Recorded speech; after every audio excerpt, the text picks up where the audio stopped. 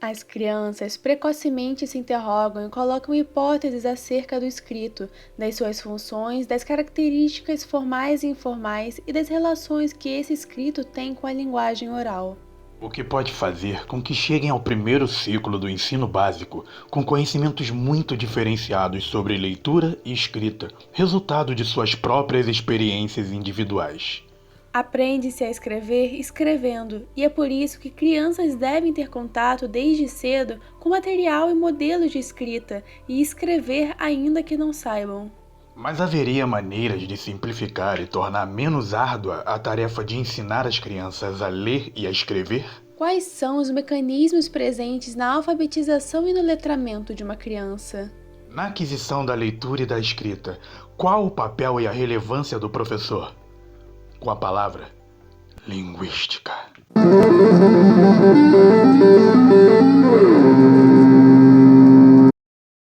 Existem diferentes perspectivas teóricas para tratar os conceitos de aquisição da escrita, alfabetização e letramento, e que, além disso, ainda são divididas em vários estágios ou fases, e nem sempre são convergentes, inclusive às vezes são até mesmo conflituosas.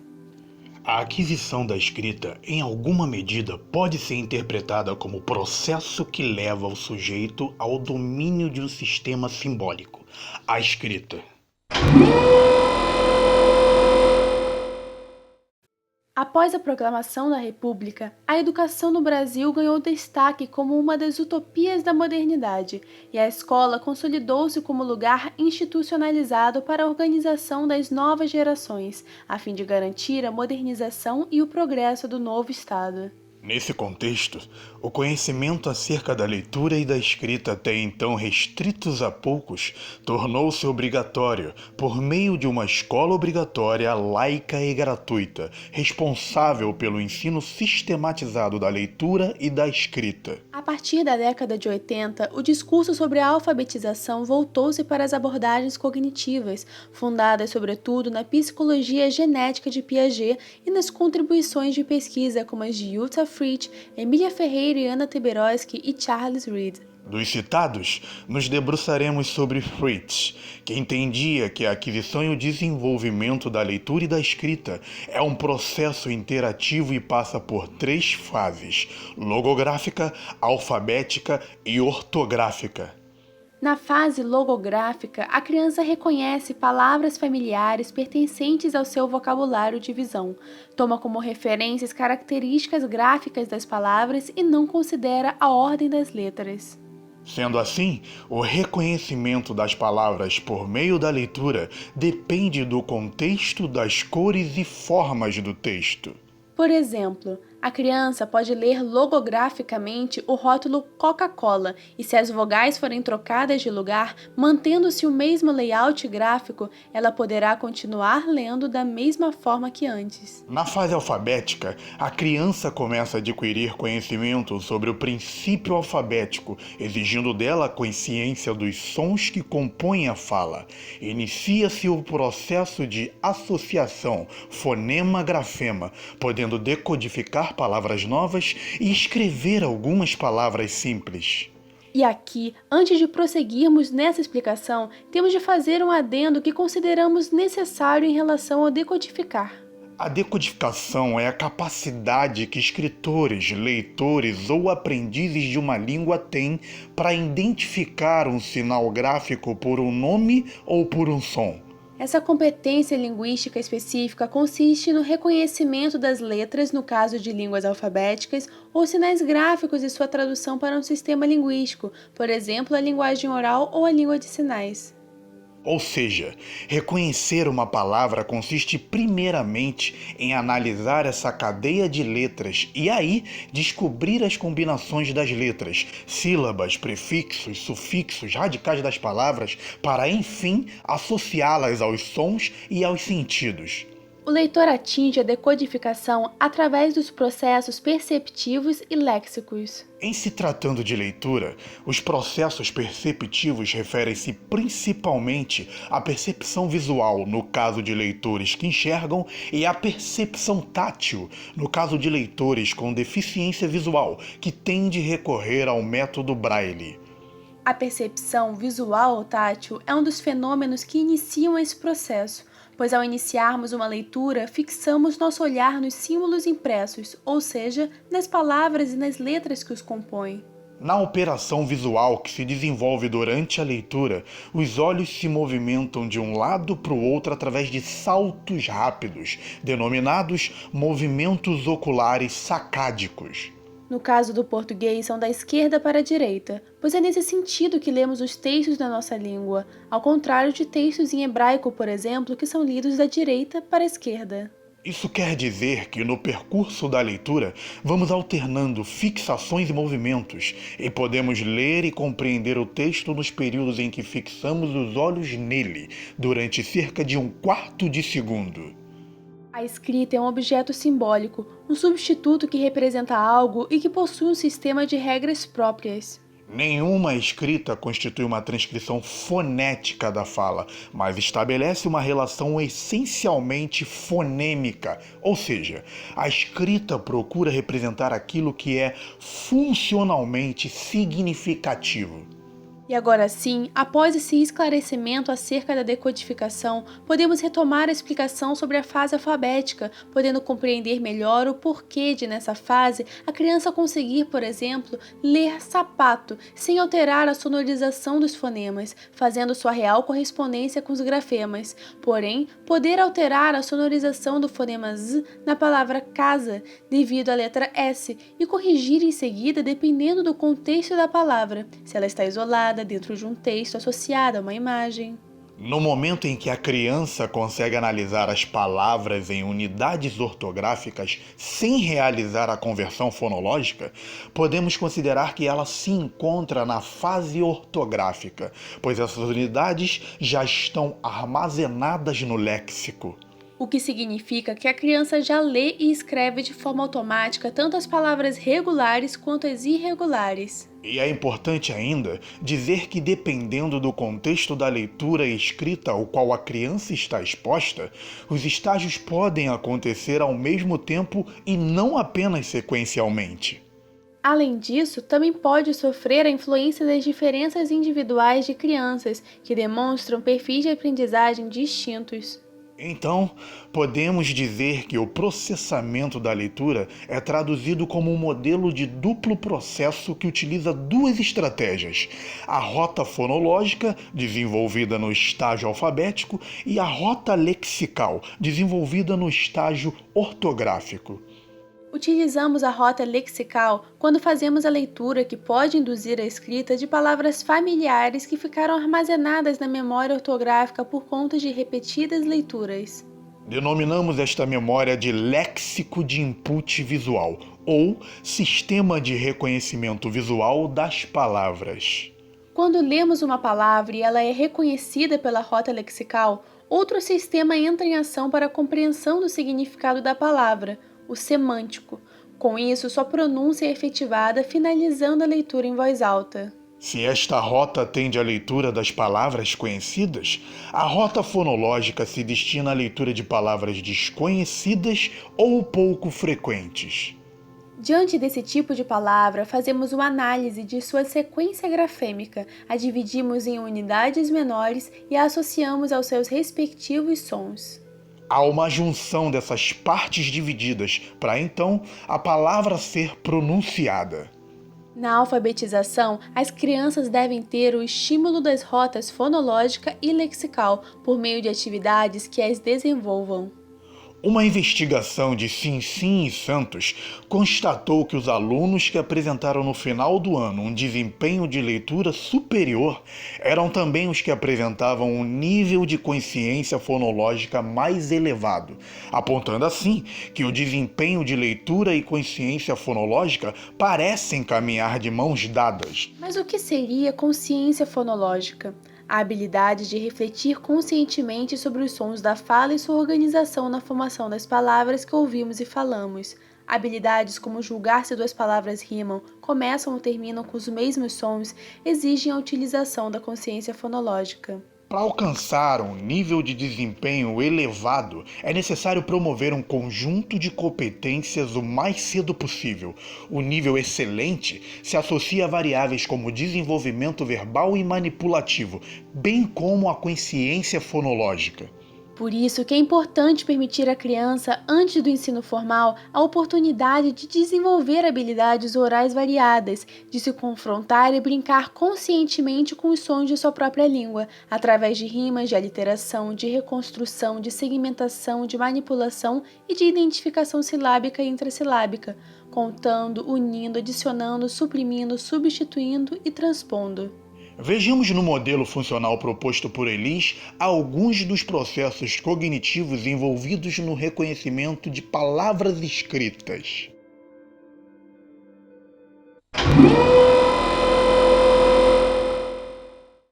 Voltando aos pesquisadores, tivemos outros que se dedicaram a pesquisar esse processo em diferentes situações escolares e não escolares, como por exemplo Alexander Luria, Maria Bernadette Abalri e Cristiane Carneiro Capristano.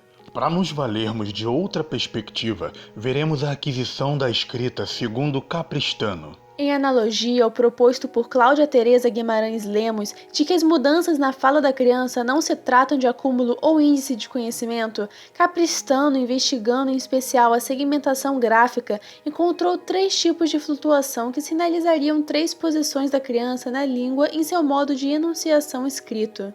O primeiro tipo refere-se à convivência de registros de espaços em branco aparentemente convencionais e registros que ocorrem em textos resistentes a uma interpretação.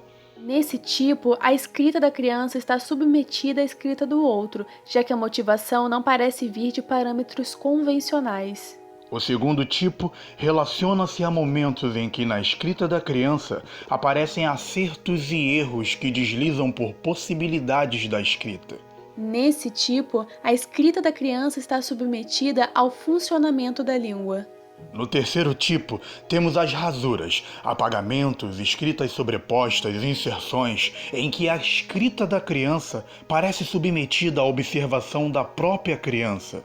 A rasura é compreendida como marca de um momento em que a criança reconhece diferença entre a sua escrita e a escrita do outro. Nessa forma de conceber a aquisição da escrita, essa prática é reconhecida como prática social, em que sua forma típica entrelaça o oral e o escrito. Por isso, heterogeneidade da escrita e não na escrita. Capristano, seguindo os passos de Correia, distancia-se, portanto, do ideário de que haveria escrita e fala puras e de que representações escritas que parecem calcadas na oralidade seriam fruto da interferência da fala na escrita. Como vimos anteriormente, as abordagens cognitivas obtiveram destaque, enquanto outras perspectivas eram desconsideradas. Uma das perspectivas que é, segundo Magda Soares, pouco desenvolvida no Brasil é a chamada perspectiva sociolinguística. Nela, a alfabetização é considerada um processo relacionado com os usos sociais da língua, portanto, vinculada aos diferentes usos da língua e nas diferenças dialetais, levando-se em consideração, por exemplo, o diferente processo de alfabetização de crianças que convivem com falantes de um dialeto próximo da língua escrita e daquelas de classes populares que dominam em geral um dialeto distante da língua escrita. Nessa concepção, a escrita não é tomada como independente da oralidade, mas sim interdependente, isto é, ambos os sistemas influenciam-se igualmente, já que ambos são inerentes à língua. Ao considerarmos para o estudo da aquisição da escrita as práticas sociais, emerge o conceito de letramento. No Brasil, o conceito de letrado era tradicionalmente vinculado à erudição e a conhecimentos literários do indivíduo. Porém, na segunda metade da década de 1980, estudos de autores como Mari Cato deram um novo sentido ao letrado, ao vinculá-lo aos efeitos da escrita na sociedade, bem como ao conceito de alfabetização. Assim, o novo conceito visou estabelecer um estatuto teórico diferente aos modelos de conceber a alfabetização no Brasil. E aqui é importante ressaltar que o processo de letramento é estudado por diversos autores com diferentes objetivos metodológicos, o que faz esse conceito admitir conotações distintas, mas que guardam certas regularidades. Brian Street sistematiza o conceito de letramento em duas perspectivas, denominadas modelo autônomo e modelo ideológico, enquanto Magda Soares reconhece duas dimensões, a individual e a social, e Leda Tifone duas perspectivas, a histórica e histórica. Essas sistematizações podem ser consideradas relacionadas, mas não são coincidentes, já que os objetivos teóricos e metodológicos dos autores são distintos. O modelo autônomo equivaleria à dimensão individual e à perspectiva ahistórica, enquanto o modelo ideológico à dimensão social e à perspectiva histórica. Mas aqui, a nível de enquadramento e para fácil entendimento, as trataremos como equivalentes sem contradizê-las. O modelo autônomo pressupõe o letramento como atributo pessoal, ou seja, a capacidade de o indivíduo ler e escrever um determinado tipo de material escrito. É coerente dizer que esse modelo está muito próximo ao conceito de alfabetização, por considerar a leitura e a escrita desconectadas do contexto cultural e social nas quais elas ocorrem. Entre as características do modelo autônomo, destacam-se a correlação entre desenvolvimento cognitivo e aquisição da escrita, a separação oralidade-escrita, a atribuição de poderes inerentes à escrita e ao grupo que a possui. Na primeira característica, partindo de uma visão etnocêntrica, a aquisição da escrita seria a condição indispensável para as pessoas desenvolverem determinadas capacidades cognitivas. Com isso, os alfabetizados seriam classificados como racionais e os não alfabetizados como emocionais, como o mito da alfabetização, já que confere poderes a ela, ao invés de observar as diferentes soluções de problemas vindos de alfabetizados e não alfabetizados. Na segunda característica, a escrita é um produto completo em si mesmo, cujo funcionamento interno é independente, em oposição à oralidade, sempre dependente do interlocutor e do contexto em questão. Por fim, a terceira característica confere à escrita o estatuto de tecnologia essencial para o potencial humano, pois seria a partir dela que o homem se tornaria ciente e capaz de solucionar problemas. Para opor-se a esse modelo, o modelo de letramento ideológico vincula a concepção de alfabetização às práticas de letramento plurais, oriundas de aspectos sociais e culturais. Manuel Luiz Correia propõe uma noção ampla de letramento que é anterior à alfabetização, valorizando as habilidades dos indivíduos que, mesmo sem acesso à alfabetização ou às práticas de leitura e escrita canônicas, também fazem a história da língua e da sociedade por meio do modo oral de registro da memória cultural. A condição econômica de grande parte das famílias não possibilita um aprendizado em casa. Logo, os professores são os principais agentes promotores de letramento e de práticas e estratégias de leitura de boa parte dos estudantes brasileiros. Sabemos que professores são sobrecarregados de atividades com muitas aulas em sala, excesso de alunos, várias escolas para suprir a carga horária, baixo retorno financeiro e falta de reconhecimento por parte da sociedade e do governo. Contudo, esses fatores negativos não podem superar a relevância que possui o trabalho do professor em um país como o nosso.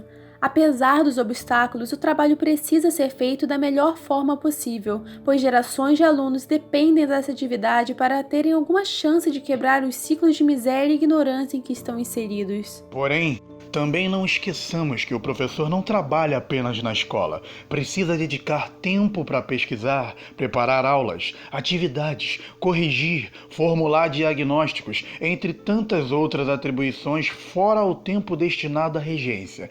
Entretanto, é dever dele buscar todos os esclarecimentos disponíveis para pensar o ensino não como aprendizagem do conhecido, mas como produção de conhecimentos que resultam, de modo geral, de novas articulações dos conhecimentos disponíveis. O professor precisa, como profissional da educação, criar dispositivos com fundamentação teórica para que consiga vislumbrar para além das aparências a assimilação, as falhas, os pontos que precisam de reforço, sabendo transformar suas experiências em meio eficiente de diagnóstico linguístico que vão nortear as estratégias de ação para um bom trabalho. Na medida em que a turma vai se tornando mais heterogênea, o professor faz muitas indagações que vão ao encontro da necessidade de um trabalho de alfabetização que se configure homogêneo e mecânico.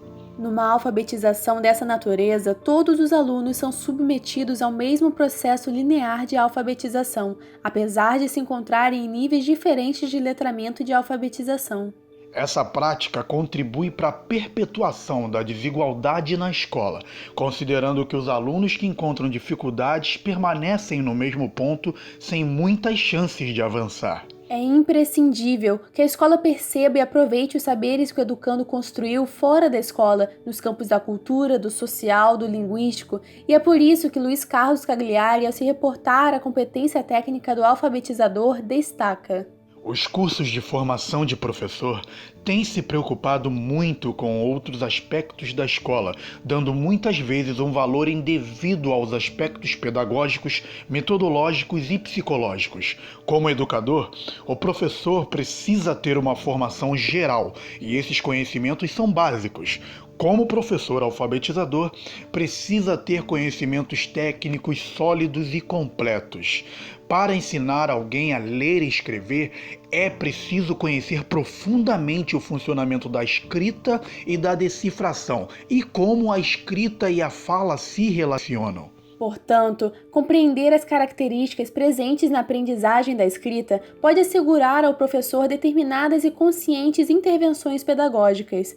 Por exemplo, torna-se fácil para o alfabetizador entender que a escrita infantil possui uma lógica particular, resultante de suas experiências com o universo letrado, que não se harmoniza com a lógica da escrita ortográfica. A análise da lógica da escrita infantil pode mostrar ao professor o caminho percorrido pela criança, deixando claras suas interpretações e hipóteses na leitura e na escrita, bem como indicar a ação didática adequada a cada situação. O professor, sem a adequada formação, vai rotular a lógica infantil na escrita como erro, devendo ser corrigida através de tarefas estereotipadas que envolvem apenas a repetição, sem permitir uma relação dinâmica entre quem escreve ou tenta escrever e a língua. Nos contrapomos a isso, citando Magda Soares. Quanto às dificuldades enfrentadas pela criança nesse processo, se anteriormente eram consideradas erros que era preciso corrigir e para isso os recursos eram, de novo, os exercícios ou treinos de imitação, repetição, associação, cópia, hoje, no quadro de uma nova concepção do processo de aquisição do sistema de escrita, os erros são considerados construtivos. Na prática tradicional, o professor, por ter construído conhecimentos sobre alfabetização, sente uma certa segurança no direcionamento do trabalho, organizado dentro da lógica do controle da aprendizagem dos alunos. Por essa razão, resiste, de certa forma, às novas propostas. Talvez essa resistência se dê também como resultado de uma formação inadequada ou até mesmo pela falta de espaço dentro da escola para discussão, estudo e reflexão sobre a prática alfabetizadora. Temos visto o crescimento dos recursos tecnológicos como computadores e internet dentro do contexto escolar e a chegada de alunos com uma quantidade de informação maior do que em tempos passados, com suas experiências tecnológicas movidas pelo interesse e curiosidade que esses recursos proporcionam. Diante desse contexto, os professores têm o desafio de ensinar alunos da era digital, com suas linguagens informatizadas, despertando neles o interesse para os conteúdos que até então eram e ainda continuam sendo em grande parte ensinados longe do apoio da informática. Sendo que ela pode tornar o aluno construtor de novos conhecimentos em um ambiente construcionista, contextualizado e significativo, definido como um ambiente favorável que desperta o interesse do aluno e o motiva a explorar, a pesquisar, a descrever, a refletir, a depurar as suas ideias.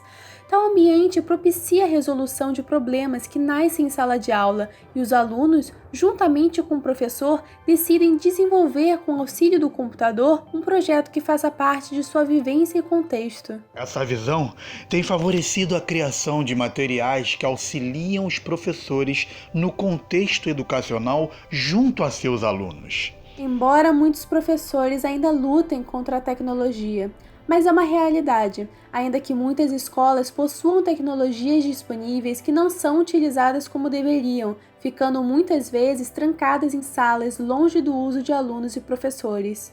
Não queremos discutir os motivos que levam professores e alunos a não terem contato com a tecnologia dentro do ambiente escolar, mas desconsiderar os benefícios que essa tecnologia tem proporcionado à educação em nossos dias é definitivamente lamentável. Talvez, se houvesse uma maior interação entre alunos e professores, poderíamos estar muito mais adiantados no ensino, na sociedade e na vida. Aliás, como os nossos professores têm sido vistos por nós dentro e fora do ambiente escolar? Há somente um turbilhão de informações, até mesmo descabidas e por isso desmotivadoras? Ou somos convidados a construir, de forma prazerosa, um conhecimento sólido e real, tendo o professor a guiar-nos?